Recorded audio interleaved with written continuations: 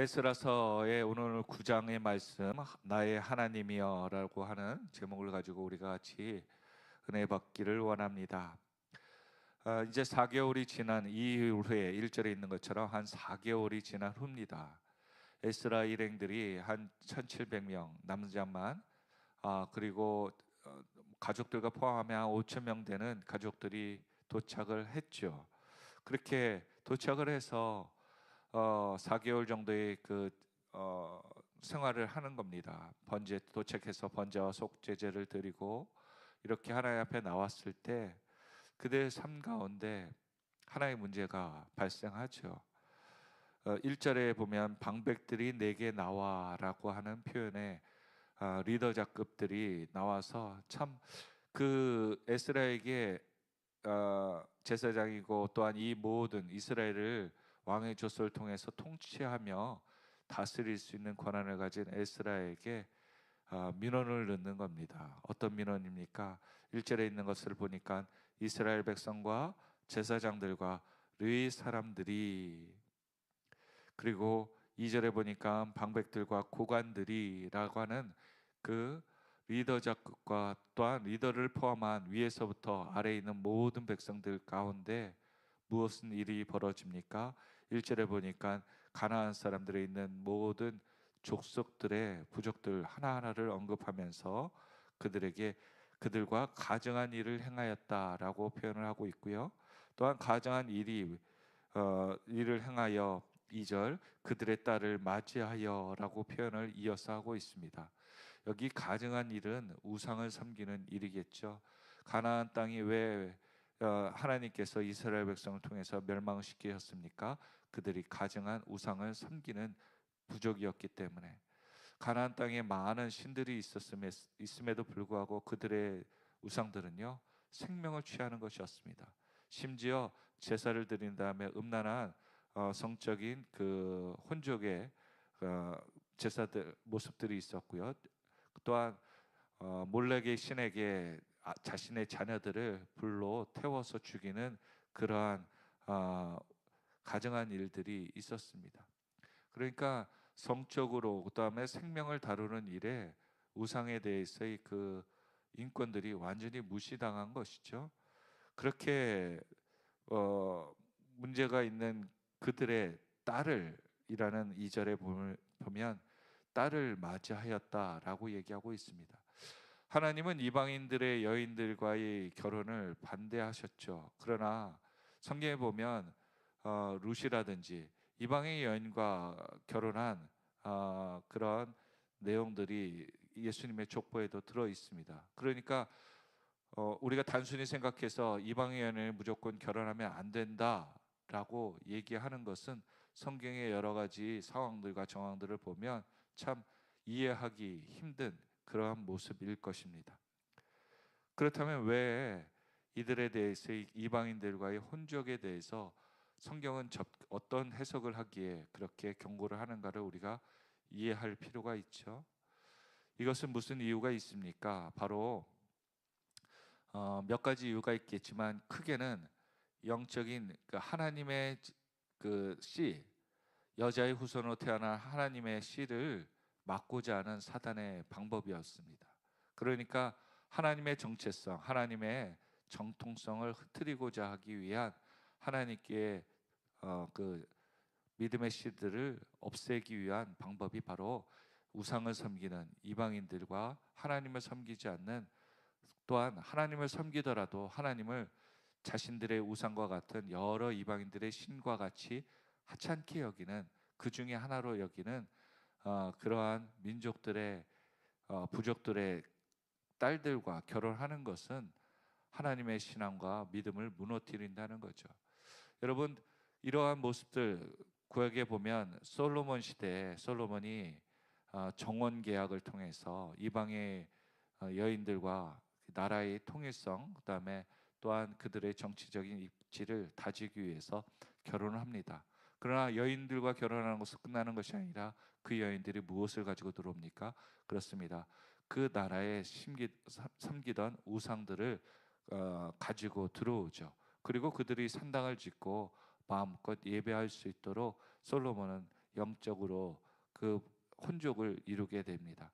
그러다 보니 왕이 시작하니까 백성들도 당연히 국법으로도 이것을 제지하지 않는지라. 그리고 이것이 왕부터 시작하여서 결혼하는 윗선에서부터의 그런 타락의 모습이 있는지라 백성들도 당연히 타락하고 우상을 섬기게 되죠. 결국 나라는 쪼개지게 되죠. 하나님 앞에 멸망과 쪼개짐을 통해서 그들이 하나님 앞에 죄를 지었던 것들을 회개하고 돌아오는데 이러한 오랜 시간이 걸렸습니다. 그런데 오늘 본문에 보니까 그 일을 다시 이스라엘 백성들이 시작하고 있다라는 거예요. 상황상 정황상 많은 것이 이해가 됩니다. 그 당시 4만 명이 왔지만 그 많은 사람들 중에 연약한 여인들과 또한 그 여인들이 몇 명이나 그렇게 많이 있었을까요? 그러다 보면 또 결혼을 하는 데는 많은 지참금이 필요한지라 그들에게 결혼은 요원한 일이 될 수 있었을 것입니다. 그러니까 결혼한 혼기가 찬 사람들이 결혼하려고 해도 환경과 여건, 물질적인 부분도 있고 또한 여자들이 그렇게 없어서 수적으로 부족해서 이방의 여인들에게 눈을 돌려 그 대상자를 구하려고 하다 보니 그러한 일들이 벌어졌다라고 얘기도 할 수 있겠죠. 솔로몬이 나라를 안전하게 하기 위해 이 몸을 바쳐서 정약 결혼을 했다라고 하는 이유도 이와 같이 말입니다. 모든 상황들은 해석되고 이해가 되어집니다. 그런데 우리는 고민을 해봐야 될 것이 과연 그렇다면 이렇게 이방 여인들과 결혼을 하는 것이 자신의 환경을 해결할 수 있는 이유가 되었을까라는 것입니다. 하나님께서 우리의 삶 가운데 문제가 있다면요, 우리의 문제를 하나님께 가져 나오는 것을 하나님은 원하시는 것 같습니다. 결국 안 된다, 환경적으로 풀려고 하면 이렇게 이들이 이 문제를 가지고 하나님 앞에 나온다면 하나님 문제가 해결되지 않았겠죠.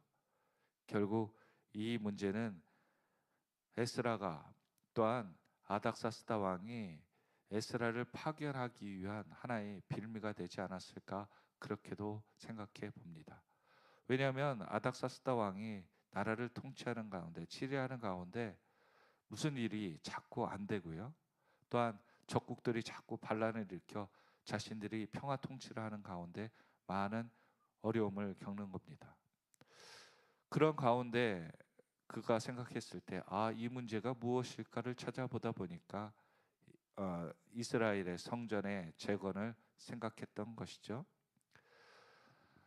우리가 살아가면서 믿은 사람들이 또한 어떤 믿지 않는 사람들이라도 어떤 일이 잘못되면 혹시 내가 우리가 예배를 빠지고 다른 곳에 가 있다가 그곳에서 어떤 불행한 일이 벌어지고 원치 않은 일들이 벌어지면 그런 생각 들지 않습니까?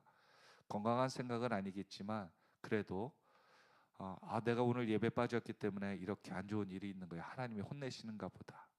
세상 사람들도 자신이 어떤 두려워하는 존재에 대해서 자신이 이렇게 하면 내가 뭔가 좀 캥기는 일이 있나 보다. 바로 이런 것 말입니다.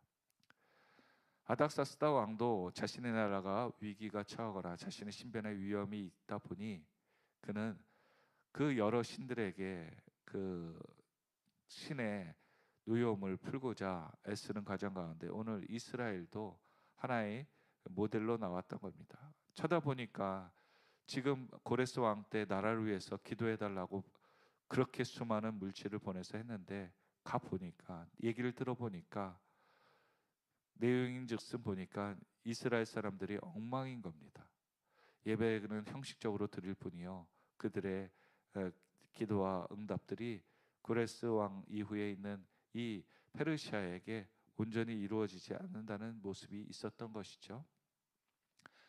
에스라는 그 내용에 대해서 얼추 들었겠죠. 그러나 이렇게 심하리라 하고 이 땅에 와서 4개월 동안 있을 때 오늘 1절에 있는 것처럼 방백들이 나와서 고백하는 겁니다. 2절에 보니까 그들이 딸을 맞이하여 아내와 며느리로 삼아 거룩한 자손이 그 지방 사람들과 서로 섞이게 되었는데 방백들과 고관들이 이 죄에 더욱 으뜸이 되었다 하는지라. 즉 여러분, 이방 여인이 믿음을 가지고 믿음의 종족에 들어온 것이 아니라 믿음의 사람이 이방인들과 결혼하여서 자신의 신앙을 버리고 우상을 섬기거나 또한 하나님을 유일신 하나님으로 섬기지 아니하고 그들을 하나님 품으로 끌어당기지 못하여 신앙적인 것들이 혼족이 되어 죄를 짓게 되었다는 의미를 이야기하는 것입니다. 우리의 가정은 어떻습니까? 우리가 예수를 믿는다고 하면서 우리의 믿음의 가정이 정말 예배를 소중히 하고 하나님께 나아가고 있습니까? 아니면 우리가 예배 믿는다고 하면서도 내가 할 것들은 다 하면서 하나님의 예배에 대한 우선순위가 자꾸 밀려 그냥 신앙생활도 나의 스케줄 가운데 하나로 멈추고 있습니까?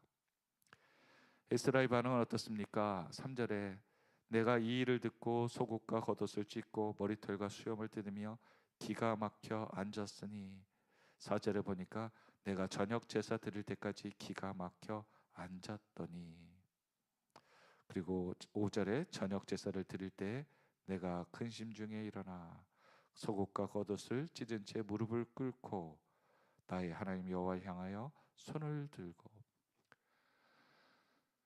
에스라의 마음은 이 4개월 내가 목숨을 걸고 달려온 그곳에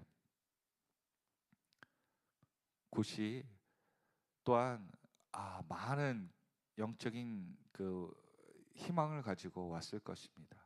이 정도의 물질과 이 정도의 사람들이 특심을 가지고 달려왔는데 결국 이들은 지금 현재 먼저 온 사람들의 정착한 모습은 혼족을 이루며 이전에 에스라가 하나님 앞에서 이스라엘이 멸망한 그 심판의 이유대로 또 돌아가는 겁니다. 그 모습을 본 거죠. 그러니까 얼마나 에스라는 힘이 빠졌겠습니까? 그렇습니다. 교회를 세우면서도 교회가 교회다워지기를 모두 바라고 있죠. 그런데 교회가 있음에도 불구하고 우리 신앙이 더 교회가 없을 때보다 더 타락하는 경우가 많지는 않습니까? 교회가 우리가 어려울 때, 교회가 힘들 때, 또 교회가 우리가 정하지 못할 때는 오늘 교회 어디 가지? 어디가 말씀이 나에게 들릴까? 또 오늘 교회가 어려움이 있다고 하는데 내가 가서 기도로 도와야지라는 기도의 거룩한 마음, 예배의 거룩한 사모함이 있습니다.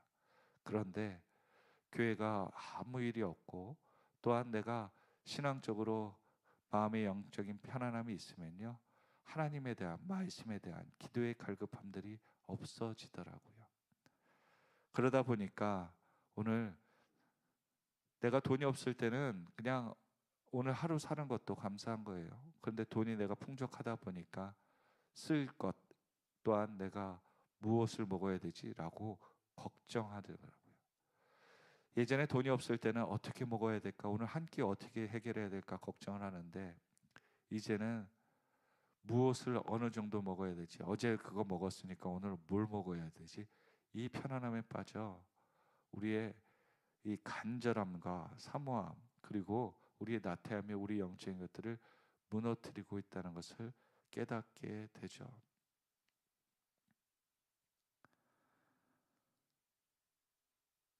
에스라는 하나님 앞에 자신을 통곡함으로 그의 마음을 표합니다. 회개란 이런 게 아닐까요? 에스라가 잘못한 것도 아니에요. 그런데 에스라는 왕이 자신에 대한 기대를 생각했을 것이고 더군다나 하나님에 대한 기대를 더 생각했을 것입니다.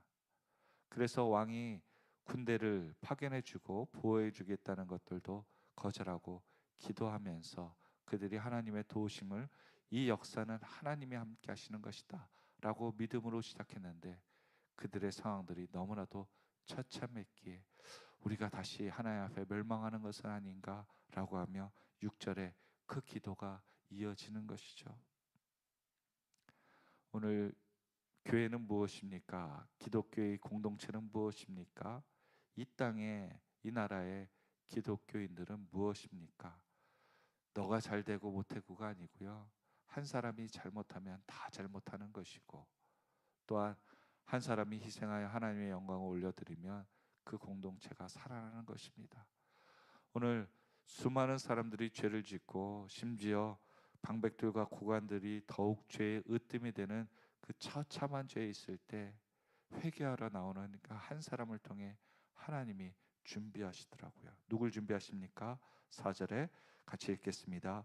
이에 이스라엘의 하나님의 말씀으로 말미암아 떠는 자가 사로잡혔던 이 사람들의 죄 때문에 다 내게로 보여오더라.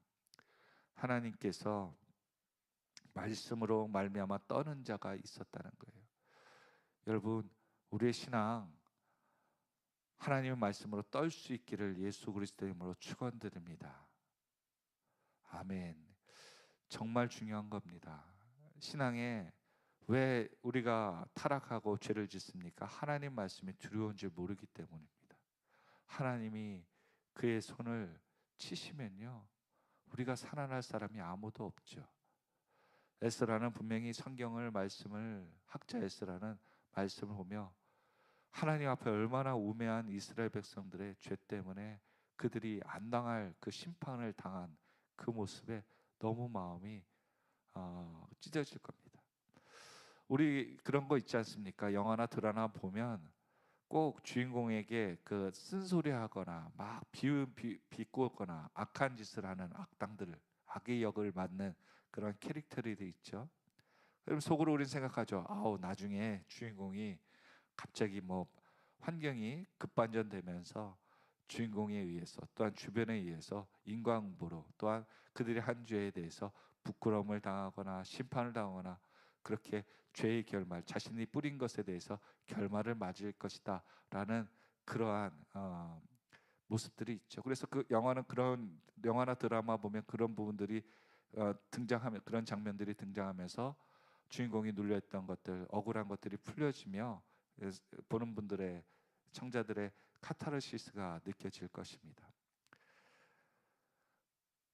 그러나 에스라는 그 당하는, 심판을 당하거나 멸망하는 사람들이 자기의 가족이고요, 또한 자신들이 하나님 앞에 기도하고 회복되어야 될 사람들이라는 것을 알았기에 마음이 찢어진 것입니다. 예전에 말씀드린 것처럼 노아가 왜 술에 취했을까요? 그가 한 영화에, 노아라는 영화에 보니까 그가 노아의 방주에 가족들만 들어가고 짐승들만 들어가서 그 물이 차오를 때 자기가 알던 사람들, 자기의 친인척 형제들 다 살려달라고 방주에 매달려서, 이 한 번에 죽는 것이 아니겠죠. 다 그 처절하게 비명을 지르고 그들이 죽어가는 소리를 방주 안에서 다 들었을 것입니다. 그 방주 안에서 들었을 때 노아의 가족들은 정신이 맨정신이었을까요? 그러니 제정신으로 노아는 살 수 없고, 이들, 하나님이 나는 살려주셔서 감사하지만 내가 그들을 못 살려서 혹시 나 때문에 그들이 더 죽은 건 아닌가라는 자책감도 있지 않았을까요? 그러다 보니 그에게는 아마 이 잠을 잘 때마다 살려달라는, 죽어가는 자신의 아는 사람들의, 지인들의 목소리가 끊이지 않고 들렸기에 그런 술 없이는 못 사는 인생이 되지 않았을까, 그렇게 조심스럽게 해석해 봅니다. 에스라도요, 오늘 하나님이 앞에서 그들이 예배를 온전히 드려야 되는데 그들이 하나님 앞에 다시 당할 죄를, 심판을 당할 죄를 짓고 있다는 소리를 들었을 때 그들에게는 이제 소망이 없는 겁니다. 하나님의 심판만 남은 거예요. 그때 그는 철저하게 이것은 나의 죄요, 우리 공동체의 죄입니다 라고 회개하고 나갑니다. 그때 하나님은 이들이 죄에 있었지만 또한 죄가 아닌 거룩하고 그들과는 구별된 사람도 있었을 것입니다. 그러나 그들 가운데 하나님 말씀에 떠는 자가 있었다는 거예요. 그들이 에스라 앞에 나온다는 거죠. 오늘 저와 여러분에게도요, 하나님의 회복은 이렇게 회개할 때 또 하나님이 준비된 사람들, 항상 말씀 가운데 진실한 사람들이 있다는 것을 기억하시길 바랍니다. 그래서 우리는 환경 가운데 항상 희망을 가져야 되는 것은, 하나님은요, 우리가 죄를 돌이켜 나오면 언제든지 그 상황을 역전시켜 주십니다. 우리의 죄에서 우리를 주장하지 못하도록 우리가 죄를 끊는 믿음의 결단과 선포가 있기를 예수 그리스도의 이름으로 축원드립니다. 그래서 타산지석이란 말이 있죠. 남의 것을 보고 내 것을 살펴본다. 오늘 우리 신앙도 그렇습니다. 남의 죄를 얘기하기 전에 나의 죄를 다시 한번 돌아보고요, 내가 하나님 앞에 다른 우상의 죄를 짓고 있진 않은지, 그래서 우리 공동체가 이렇게 무너져 가고 있지 않은지를 다시 한번 방백과 같이 하나님 앞에 나왔으면 좋겠습니다. 그러나 중요한 사실 한 가지는 있습니다.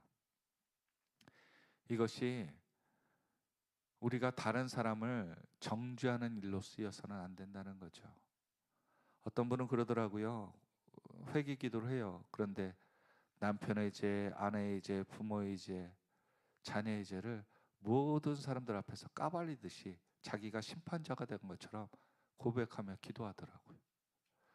여러분, 그것은 그 사람을 위한 회복의 기도가 아니라 그 사람을 정죄하는 기도입니다. 아니, 이 나라의 대통령님이 이딴 식으로 기도하면, 이런 식으로 하면 어떻게 하십니까? 라고 해서 그 나라와 정치, 경제 위정자들을 정죄하듯이 기도한다면요, 기도 안 하는 게 낫습니다. 차라리 자기가 독방에 들어가서 자기가 1대1로 하나님 앞에 기도하는 게 나아요. 그러나 다른 사람 들으라고 그 사람의 죄를 하나하나 까발리면서 그렇게 기도하는 것이 무슨 이해가 그 내용이 되겠습니까? 그렇다고 그들이 회개할까요? 우리는 우리 죄에 대해서 얘기할 때요, 다른 사람에 대한 죄는 우리가 함부로 정죄하듯이 기도해서는 안 됩니다. 내가 무엇이 간데 왜 그를 심판하면서 기도합니까? 그 사람들이 잘못 갔기에 하나님 용서해 주십시오. 그건 독방에서 할 기도입니다. 많은 사람들 앞에서 그렇게 기도하는 것은 지혜롭지 못하죠. 오늘 우리 하나님 가운데서 이스라엘 백성들이 이 부분들은 공동체가 함께 기도할 제목이지 그 한 사람을 위한 정죄의 기도가 아니었습니다. 오늘 저와 여러분에게도 그 정도의 영적인 분별력은 가져야겠죠. 공동체로 기도할 제목과 그 개개인에 대한 기도 제목은 구별하며 기도해야 될 것 같습니다. 오늘 나라가 기도하면 나라가 정치 가운데 또한 전쟁 가운데 위협에 있습니다. 하나님, 이 나라에 악한 전쟁을 더 부추기고 또한 경제를 흐트리는 그러한 무리들이 자리 잡지 못하도록 도와달라는 기도는 할 수 있어도 개개인에 대한 이름을 크게 불러가며 그에 대한 자신의 관점에 맞다 맞지 않다를 기도하며 나가는 것은 교만한 것입니다. 오늘 하나님께서 일부러 그렇게 하실 수도 있어요. 그렇게 해서 우리가 낮아져서 우리의 편안함을 떠나서 하나님 앞에 내 죄를 보게 하기 위해서 그렇게 하실 수도 있습니다. 그런데 내 죄는 보이지 않고 자꾸 그 사람의 죄 가지고 중보기도 한다고 떠드는 것은 지혜롭지 못하죠. 오늘 에스라가 공동체를 위해서 기도했던 그 모습에 하나님이 같이 하는 자를 붙여주셨습니다. 오늘 저와 여러분, 공동체가 회복돼야지 예배가 회복될 수 있고요, 또한 이것을 통하여 세상 아닥사스다의 왕의 나라를 변화시킬 수 있는 근간이 될 수 있는 겁니다. 오늘 저와 여러분에게도 우리가 우리의 소견대로 사는 인생이 아니라, 신앙생활하는 것이 아니라, 오늘 믿음으로써 공동체의 일원으로서 저 죄가 내 죄이기에 하나님 앞에 내가 참혹하게 기도합니다, 회개합니다 라고 에스라와 같이 기도하며 이 나라의 아픔과 또한 이 시대에 필요한 것들을 기도하며 나가는 저와 여러분의 복된 하루가 되기를 예수 그리스도의 이름으로 축원드립니다. 기도하겠습니다.